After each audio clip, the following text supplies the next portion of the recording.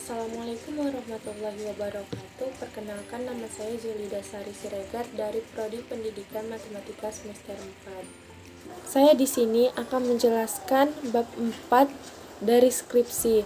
Sebelumnya, referensi skripsi yang saya ambil itu berupa dari internet. Bab 4 itu menjelaskan tentang hasil penelitian dan pembahasan. Berdasarkan hasil penelitian yang telah dilakukan, ada dua macam hasil analisis yang disajikan. Yang pertama itu hasil analisis yang menggunakan statistika deskriptif, yang meliputi rata-rata, median, standar deviasi, variansi nilai minimum, dan nilai maksimum. Yang kedua menggunakan statistika inferensial, yang meliputi pengujian persyaratan analisis dan pengujian hipotesis. 1. Analisis deskriptif. A. Keterlaksanaan pembelajaran. Di sini ada tabel 4.1, rangkuman keterlaksanaan pembelajaran model pengajaran langsung dan model discovery learning.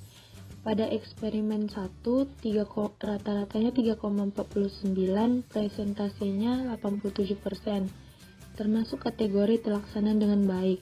Eksperimen 2, 3,4, dengan presentasi 85%, kategori cukup terlaksana. B. Data statistik pretest matematika siswa yang diajar dengan model pengajaran langsung. Di sini ada tabel 4.2, data statistik pretest matematika siswa yang diajar dengan model pengajaran langsung.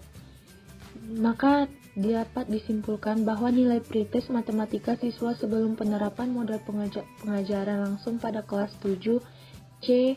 SMP Negeri 1 Wonomulyo pada materi bangun datar berada pada kategori sangat rendah dengan nilai rata-rata sebesar 16,125 dengan skor ideal 100 yang mungkin dicapai oleh siswa.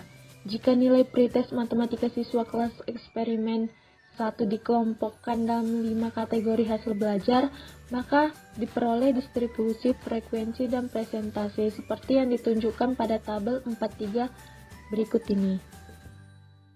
Tabel 43 frekuensi dan presentasi nilai pretest matematika siswa yang diajar dengan model pengajaran langsung.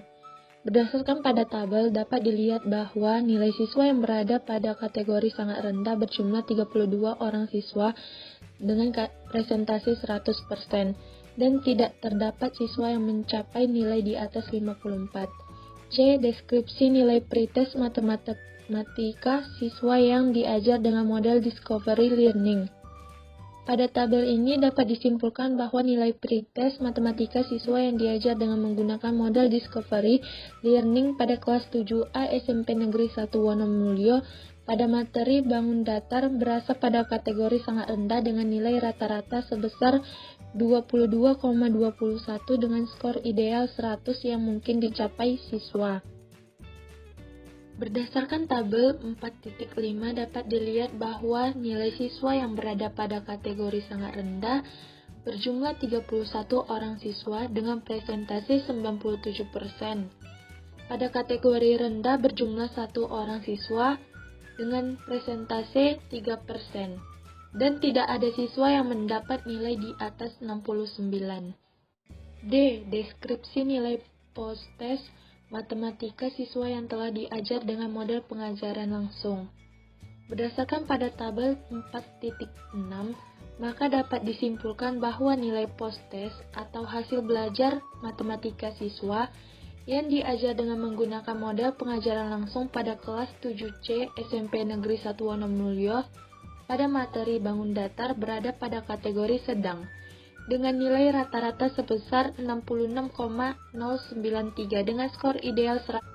Jika nilai post-test matematika siswa pada eksperimen 1 dikelompokkan dalam 5 kategori hasil belajar, maka diperoleh distribusi frekuensi dan presentasi seperti pada tabel 4.7.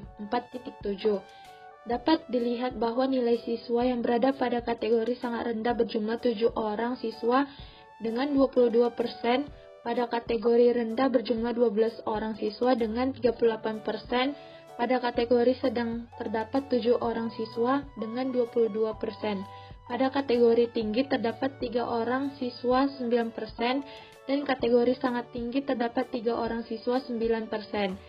E. Deskripsi nilai post-test matematika siswa yang telah diajar dengan model Discovery Learning.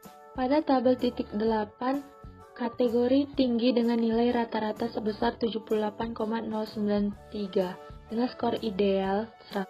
Pada tabel 4.9 dapat dilihat bahwa nilai siswa yang berada pada kategori rendah berjumlah 9 orang siswa dengan 28%, pada kategori sedang terdapat 6 orang siswa dengan 19%, pada kategori tinggi terdapat 14 orang siswa dengan 44%, dan pada kategori sangat tinggi terdapat 3 orang siswa dengan 9%. F. Gain ternormalisasi kelas eksperimen model pengajaran langsung.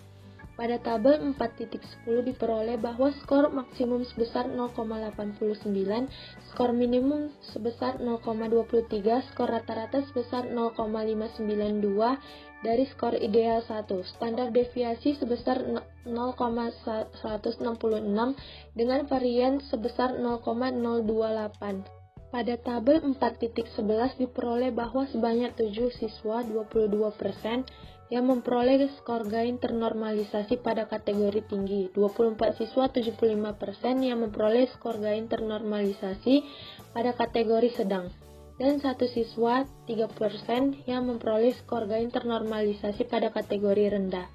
G. Gain ternormalisasi kelas eksperimen model Discovery Learning.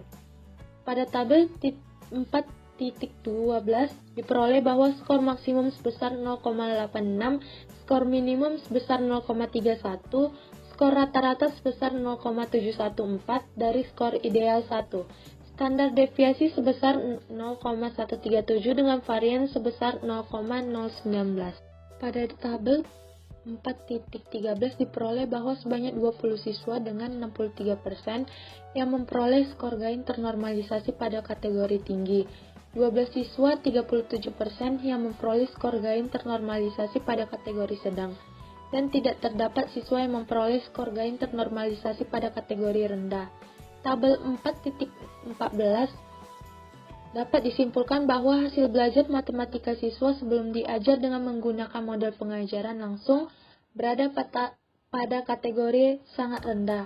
Hasil belajar matematika sesudah diajar dengan menggunakan model pengajaran langsung ini berada pada kategori sedang dan dengan menggunakan normalisasi gain. Kelas ini berada pada kategori sedang dengan skor rata-rata 0,592.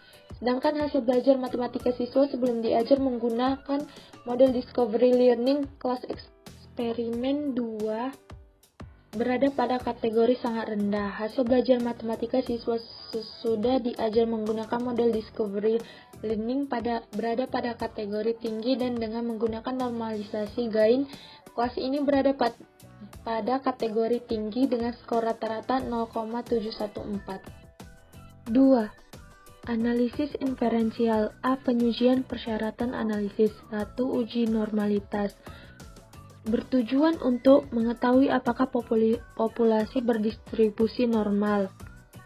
Kriteria pengujian ini adalah data berdistribusi normal jika p-value lebih besar dengan alfa, sehingga dapat disimpulkan bahwa nilai post-test kedua kelas eksperimen termasuk dalam kategori normal. 2. Uji homogenitas. Pengujian ini bertujuan untuk mengetahui apakah populasi berdistribusi normal. Jadi dapat disimpulkan bahwa tidak ada perbedaan varians di antara kedua kelompok. Dengan cara p-value lebih besar dengan alfa dengan alfa 0,05.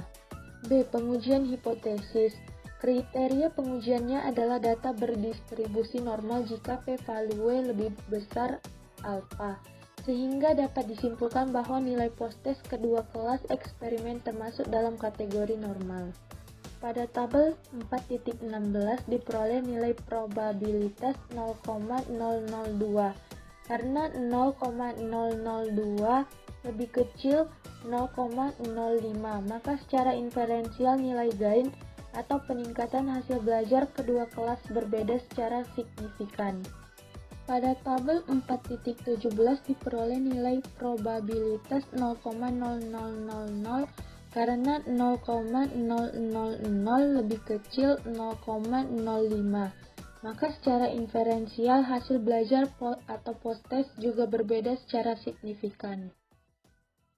Berdasarkan hasil penelitian analisis data tadi, maka dapat kita simpulkan. Yang pertama, hasil belajar matematika siswa kelas 7C SMP Negeri 1 Wonomulyo sebelum penerapan model pengajaran langsung berada pada kategori sangat rendah dengan nilai rata-rata 16,12 dan standar deviasi 7,567.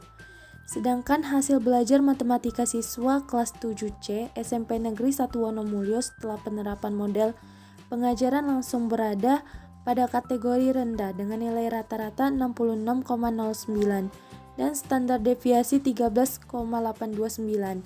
Yang kedua, hasil belajar matematika siswa kelas 7A SMP Negeri 1 Wonomulyo sebelum penerapan model Discovery Learning berada pada di kategori sangat rendah dengan nilai rata-rata 22,21 dan standar deviasi 12,03.